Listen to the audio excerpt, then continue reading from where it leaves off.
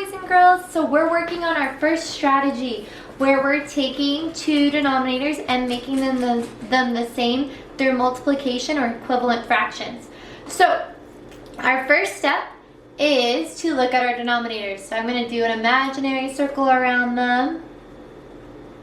Okay, so we're looking at them, and you have to ask yourself, this is the second step, can I multiply the smaller number to get to the bigger number? Meaning, can 9 be multiplied by something to get to 18? You're doing this because if it can, you can create an equivalent fraction with it.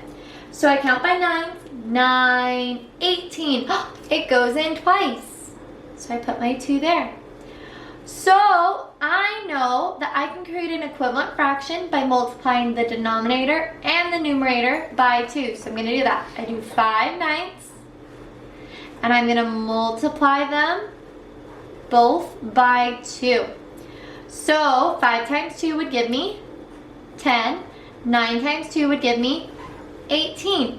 I now have a new equivalent fraction for 5/9. They equal the same exact thing. So I can now use that 10/18 to compare with 13/18 because it will make it easier when I compare, because when the denominators are the same, it's easier to compare. So because the denominators are the same, I look at the numerators. Whichever numerator is bigger is the winner. If they're the same, they're equal. So 13 is bigger. So in the end, when I was comparing 5/9 and 13/18, 13/18 was bigger. And I know that because I created an equivalent fraction. Okay, let's take a look at the next one. I look at my denominators.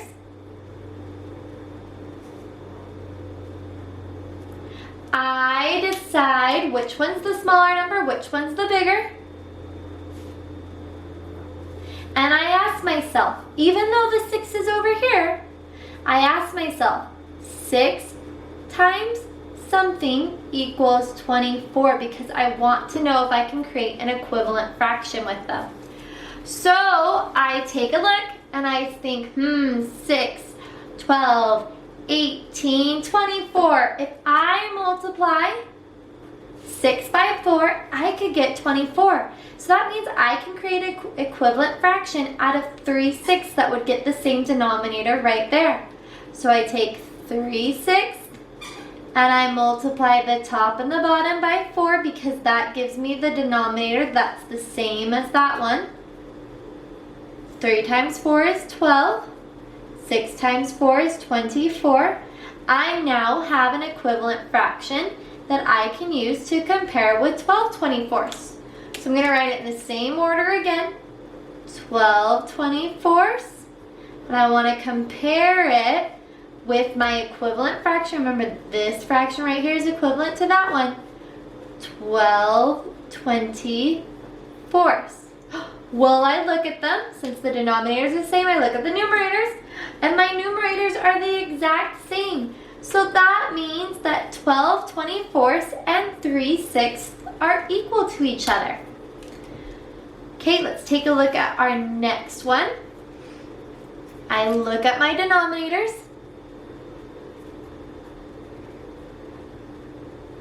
And now I ask myself which one's the smaller number, which one's the bigger. 11 smaller, 77's bigger.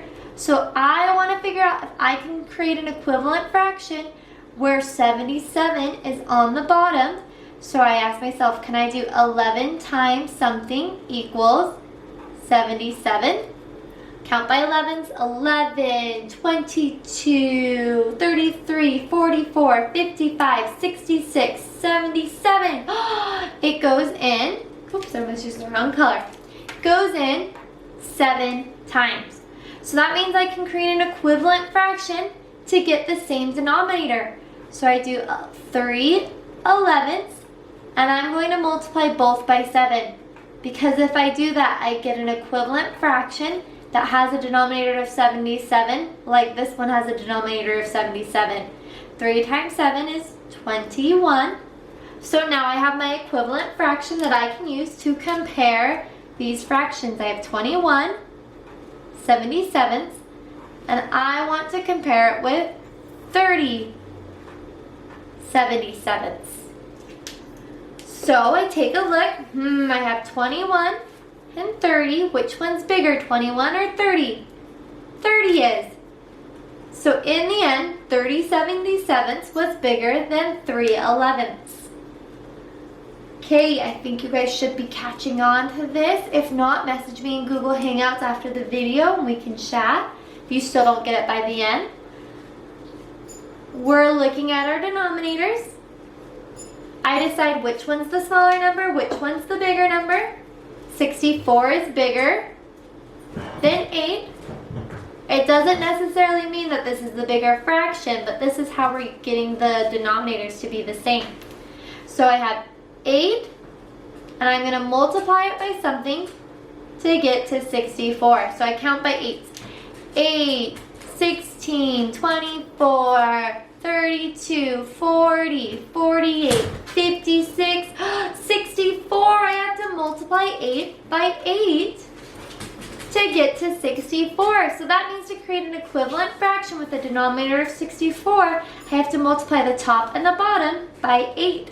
So I take 5 eighths, and I'm going to multiply the top and the bottom by 8. The 8 times 8 on the bottom gives me 64, which is the denominator I was going for. 5 times 8 gives me 40. So now I have 56 64ths, and I compare it with the 40 64ths that I just created. I look at my numerators because my denominators are the same, and 56 is bigger than 40. So in the end, 56 64ths was bigger than 5 eighths. Okay, let's look at the last two. I have 27 72nds and 3/6. I'm going to circle my denominators. I need to decide which number is the bigger number. This number was bigger than this number. So I asked myself, 6 times what gives me 72? So I count by 6s. 6, 12, 18, 24, 30, 36, 42, 48, 54, 60, 66, 72. Oh, I have to multiply it 12 times to get that equivalent fraction. So I take 3/6, and I'm going to multiply the top and the bottom by 12. When I do that, I get 36 72nds. So I'm going to compare the fractions I had before. I had 27 72nds, and I need to compare it to my equivalent fraction that I just created that has the same denominator. And now I look at the numerators to decide which one's the bigger fraction, and in the end, 36 72nds was bigger. So 3/6 is bigger than 27 72nds. This is why I told you earlier, just because this new denominator is bigger does not always mean that's the bigger fraction. 6 was smaller, but 3/6 ended up being bigger than 27 72nds. So just because this is bigger does not mean this fraction's bigger. You have to create the equivalent fraction to find out, okay? Okay, last one. We have 1/2 compared to 29 48. I'm going to look at my denominators. Then I'm going to decide which one's bigger, which one's smaller. 2 was smaller, 48 was bigger. So I asked myself, 2 times what equals 48? That is not one of my math facts. I can't count that much. Don't freak out. It's okay. We can do division. So we'll do division off on the side. 2 goes into the tens place twice, so that's like 20. do the multiplication, subtract. 2 goes into the 8, or to the 1 or the 8th 4 times, to the 1's place or the 8. Okay, so that means that 2 times 24 would give us 48. So now we create an equivalent fraction with that knowledge. We have 1/2, and we're going to multiply the top and the bottom, the numerator and the denominator, by 24. When I do that, I get 24 48. I can now use this equivalent fraction to compare. I take it 24 28, and I'm comparing it with 29. Oh, sorry, not 28, 48. 24 48, and I'm comparing it with 29 48.